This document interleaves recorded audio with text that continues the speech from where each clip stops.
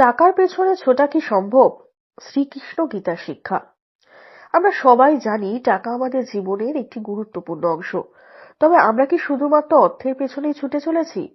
জীবনে কি শুধুমাত্র ধন সম্পদই সবকিছু? এই বিষয়ে শ্রীকৃষ্ণ কি বলেছেন? শ্রীমদ্ ভগবদ গীতার শিক্ষা কি? আজ আমরা এই বিষয়ে আলোচনা করব।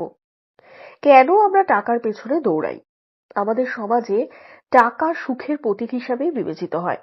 অধিকাংশ মানুষ মনে করেন বেশি টাকা থাকলেই জীবনে সুখ আসবে, কিন্তু বাস্তবে দেখা যায় টাকা থাকলেও মানুষ অতৃপ্ত থাকে, কারণ সমাজ ও প্রতিযোগিতামূলক জীবনযাত্রা আমাদের অর্থের পিছনে দৌড়াতে বাধ্য করে। ধন সম্পত্তি পাওয়ার লোভ ও আকাঙ্ক্ষা আমাদের মনকে দাসত্বের শৃঙ্খলে আবদ্ধ করে ফেলে।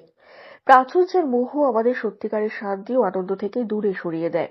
অন্যের সঙ্গে তুলনা করার প্রবণতা আমাদের অস্থির করে তোলে। শ্রীকৃষ্ণ গীতায় কি বলেছেন? শ্রীকৃষ্ণ ভগবদ গীতায় বহুবার বলেছেন যে শুধু অর্থের জন্য দৌড়ানো মানব জীবনের প্রকৃত উদ্দেশ্য নয়। তিনি বিশেষভাবে কয়েকটি গুরুত্বপূর্ণ শিক্ষা দিয়েছেন, যেমন কামনা বাসনাই দুঃখের মূল। এখানে শ্লোক হিসাবে গীতাতে বলা রয়েছে, ধ্যায়তো বীজজান পুংস সংঘস্তেষু জায়তে সংঘাত সঞ্জায়তে কামো কামাত ক্রোধ ভিজায়তে। অর্থাৎ অর্থ কোনো বস্তু নিয়ে অতিরিক্ত চিন্তা করলে সেটির প্রতি আসক্তি জন্মায়, আসক্তি থেকে কামনা জন্মায়, কামনা অপূর্ণ হলে ক্রোধ সৃষ্টি হয়, আর ক্রোধ থেকেই বিবেক বুদ্ধি নষ্ট হয়ে যায়। এখানে শ্রীকৃষ্ণ বুঝিয়েছেন অতিরিক্ত টাকার প্রতি আসক্তি আমাদের কিন্তু দুঃখের কারণ হতে পারে। এরপর আসি প্রকৃত সুখ কোথায়। বাহ্য স্পর্শেষু আসক্তাম্মা বিদ্যোত্তরি যৎ সুখম স্বব্রহ্মযোগ যুক্তাম্মা সুখম অক্ষজম অস্তুতে।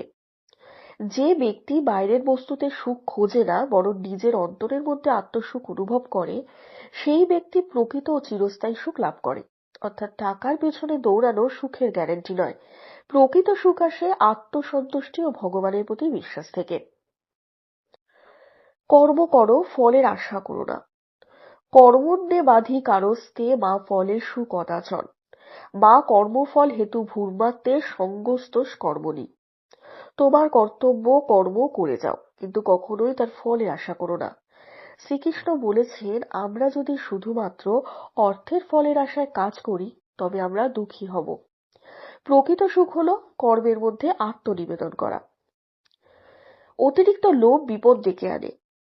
ত্রয় এতদ দানব নাশনাম আত্মন্যঃ কাম ক্রোধ তথা লোভ তস্মাৎ এত ত্রয়ং ত্যাজেত। তিনটি জিনিস মানুষকে ধ্বংসের দিকে নিয়ে যায়। একটা হচ্ছে কাম, অর্থাৎ অতিরিক্ত আকাঙ্ক্ষা; ক্রোধ মানে রাগ; লোভ মানে অতিরিক্ত সম্পদের ইচ্ছা। টাকা যদি লোভের কারণ হয়ে দাঁড়ায় তবে তা আমাদের নৈতিক ও আধ্যাত্মিক পতন ঘটায়। তো তাহলে আমাদের কি করা উচিত? টাকা প্রয়োজন, কিন্তু সেটাই জীবনের একমাত্র উদ্দেশ্য হওয়া উচিত নয়। যথাযথ ধর্ম, নৈতিকতা ও সততার সাথে অর্থ উপার্জন করা উচিত। কর্ম করতে হবে নিষ্কামভাবে, ফলের মোহ না রেখে। প্রকৃত সুখের জন্য ভগবানের আশ্রয় নিতে হবে এবং আত্মিক উন্নতির দিকে নজর দিতে হবে। পরিবার, সম্পর্ক ও নৈতিক মূল্যবোধকে টাকার চেয়ে বেশি গুরুত্ব দিতে হবে। টাকা আমাদের জীবনের প্রয়োজনীয় উপাদান, কিন্তু তা যদি লোভ, আসক্তি এবং অশান্তির কারণ হয়ে দাঁড়ায় তবে কিন্তু তা ক্ষতিকর। শ্রীকৃষ্ণ গীতায় বলেছেন, কর্ম করো কিন্তু লোভ করো না। প্রকৃত সুখ আত্মসন্তুষ্টি, ধর্ম এবং ভগবানের প্রতি বিশ্বাসেই কিন্তু নিহিত।